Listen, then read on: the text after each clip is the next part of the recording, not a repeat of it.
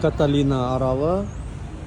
Бұл жақта көліктерге қатты шектеулер бар, сондықтан бұл жақта көлікпен жүруге тыйым салынған. Тек қана жергілікті тұрғындар осындай көлік карлармен жүреді.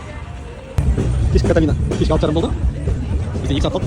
Қайтатын корабліміз 8-де 45-те.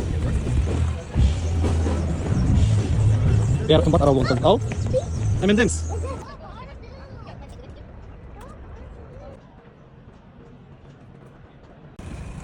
Кішкене бір адамдық қайыр екен.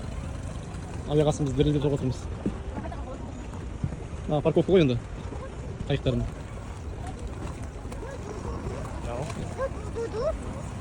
Қайсы? Ау. Жоқ, ол мотор ғой, айдайтын қайықта. Казино ойдым. Онда көреміз. Әйеліңмен